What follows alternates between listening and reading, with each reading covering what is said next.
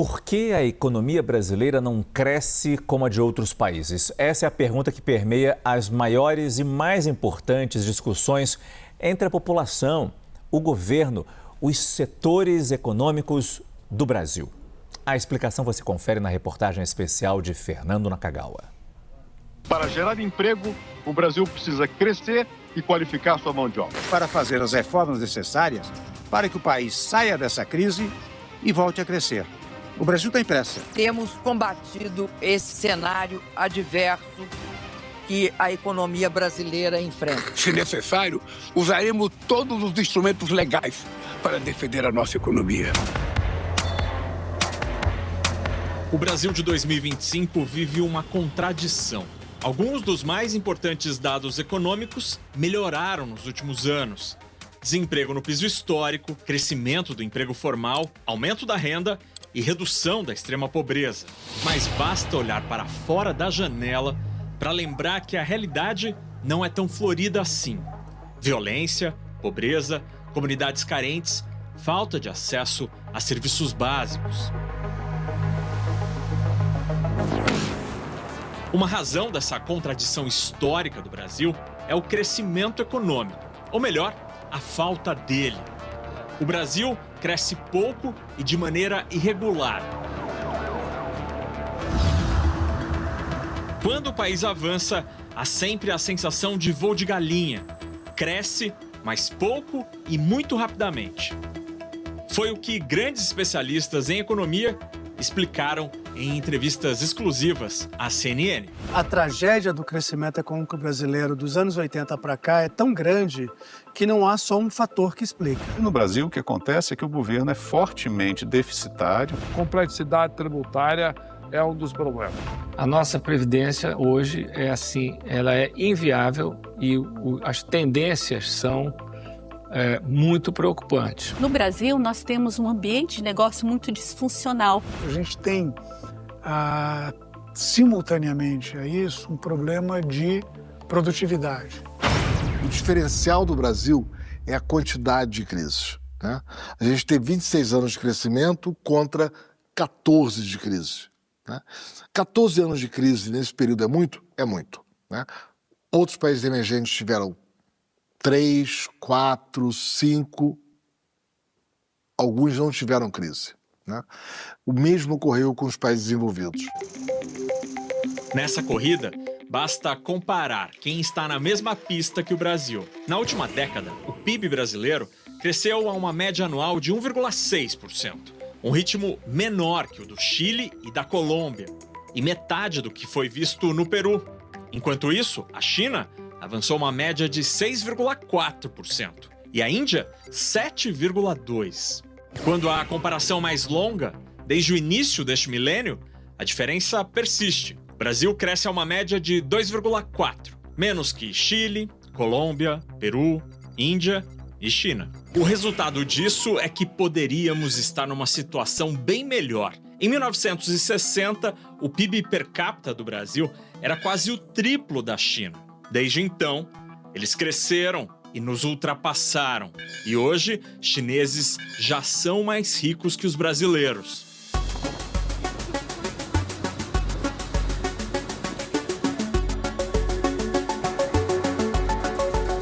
Bom, mas por que o Brasil não cresce? A resposta não é simples, mas ela é possível. Nesse quebra-cabeças do Brasil próspero, algumas peças são citadas como faltando por muitos economistas. Por exemplo, uma educação melhor, uma produtividade maior, contas públicas ajustadas e uma taxa de juro menor. Tudo isso parece ser caminho obrigatório desta jornada. Mas como a gente pode chegar a esse Brasil do futuro? A resposta pode ser uma estratégia em duas frentes. De um lado, arrumar a economia para ter juros menores e um dinheiro mais barato. E do outro, preparar jovens e trabalhadores para o Brasil do amanhã. Porque sem educação, não há saída. Vamos começar pela economia. Hoje, um grande entrave para crescer são os juros altos. Mas essa é só uma consequência de uma série de problemas. E a história pode explicar muita coisa. Países do como o Brasil, que tem uma memória inflacionária, consciente ou inconsciente. Ao final da década, o país sofreu um grande revés. Produziu por suas escolhas de política econômica excessos de intervenção desorganizar a economia, reduzindo a confiança dos agentes econômicos e distorcendo a alocação de capital e de mão de obra. A gente foi tendo também surpresas negativas do ponto de vista do comportamento da inflação. A inflação continua sendo um fantasma por muitos motivos. Um dos principais passa pelo Ministério da Fazenda. Isso porque o governo gasta mais do que arrecada. E por isso, precisa tomar dinheiro emprestado, sistematicamente. É o que se chama economia no regime de gastar e depois tributar. Há 10 anos, em 2014, nós entramos num déficit público crônico e que só se aprofunda, né?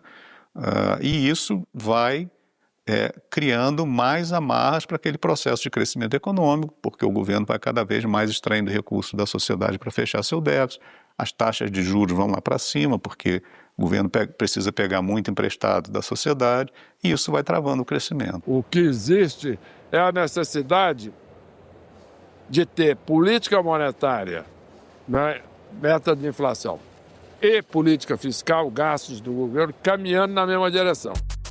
Aí não tem jeito. Se gasta mais do que arrecada, a dívida cresce. E por isso, o Brasil deve, hoje, proporcionalmente, mais do que outros países emergentes.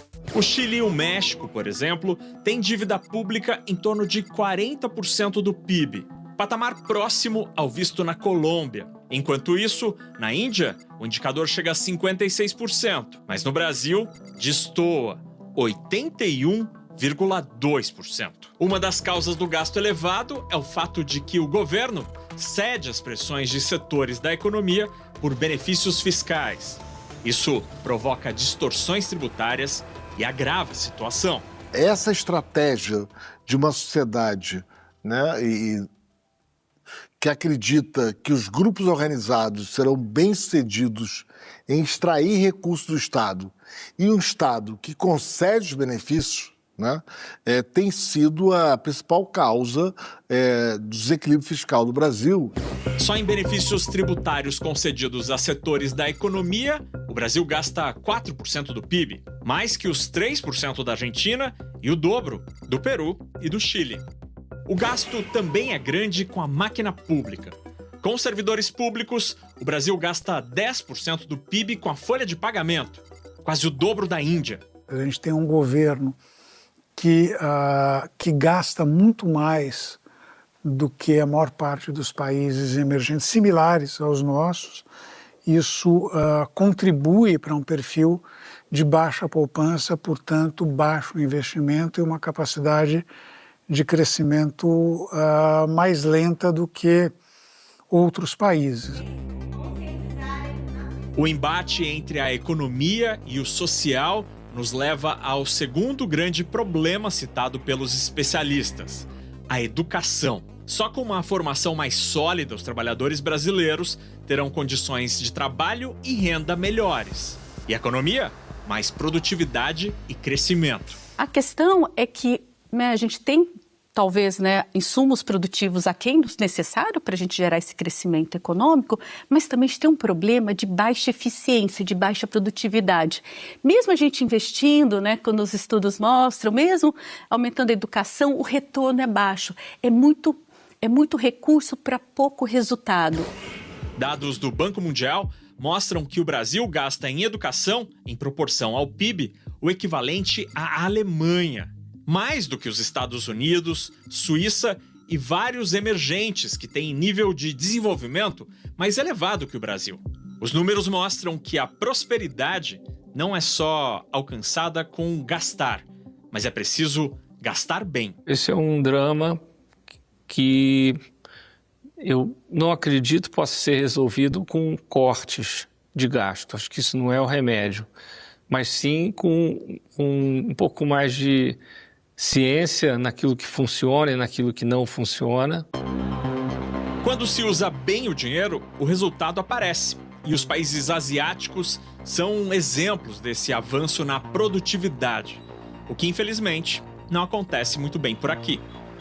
O Brasil se industrializou dos anos 50, 60, mesmo anos 40 para cá, com atraso educacional. Tá? Se industrializou a partir de uma expansão do parque industrial propriamente dito, mas sem o acompanhar do desenvolvimento educacional. Essa baixa produtividade brasileira acaba determinando a posição do país no mundo. É por isso que é mais fácil encontrar uma grande multinacional coreana ou chinesa. São países que investem em educação, tecnologia e têm produtividade muito maior que a brasileira. Samsung, Hyundai, Huawei ou TikTok, todas marcas de países emergentes que ganharam o mundo.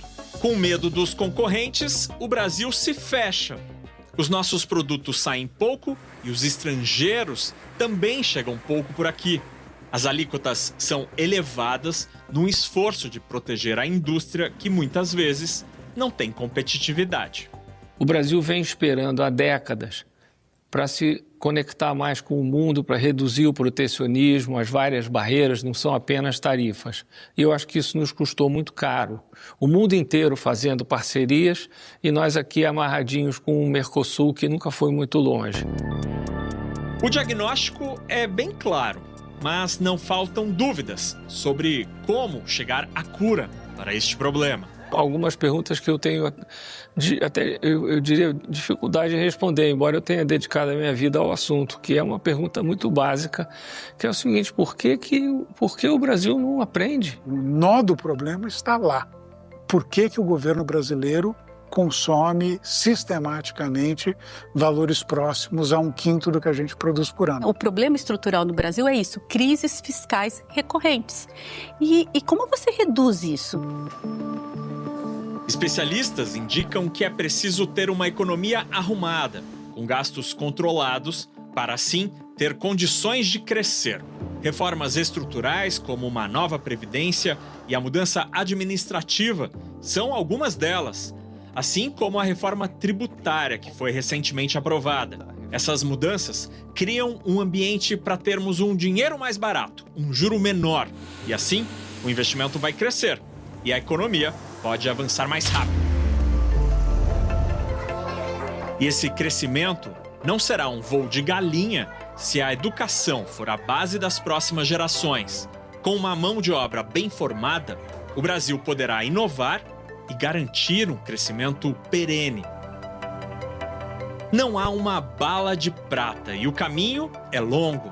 Já estivemos piores, é verdade, mas ainda estamos muito longe de onde poderíamos estar. E para avançar, é preciso um esforço conjunto: sociedade, empresários, investidores, políticos, judiciário. Juntos, para um Brasil que cresça mais e melhor. E para todos.